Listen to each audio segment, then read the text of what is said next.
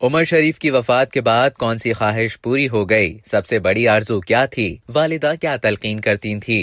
Legend अदाकार comedy king Umar शरीफ की सबसे बड़ी ख्वाहिश पूरी हो गई। औरंगी टाउन का मां अस्पताल गरीब आवाम के लिए खोल दिया गया। अपनी मां से बेपनाह मोहब्बत करने वाले मरहूम उमर शरीफ ने अपनी हयाती में अपनी मां की बेपनाह खिदमत की। बकौल उमर शरीफ के जब भी मैं घर आता तो अपनी मां के पैर दबाता था। वो मुझे दुआएं देती थी और उन्हें नमाज पढ़ने की तलकीन करती रहती थी। उमर शरीफ का कहना था, मैंने अपनी जिंदगी में इतनी नमाजें पढ़ी हैं कि जब भी मैं अपनी आंख बंद करता हूँ तो खुद को खाने काबा के सहन में महसूस करता हूँ। उमर शरीफ ने अस्पताल अपनी मां के नाम पर औरंगी टाउन के पसमानदा इलाके मंजूर नगर में बनाने का ऐलान किया था, जो कि उनकी जिंदगी में पाए तकमील को ना पहुंच सका। तहम इदारे तालीमुल इस्लाम ट्रस्ट ने उमर शरीफ के अस्पताल के इंतजामात को संभाला और मां अस्पताल को गरीब आवाम के लिए खोल दिया गया।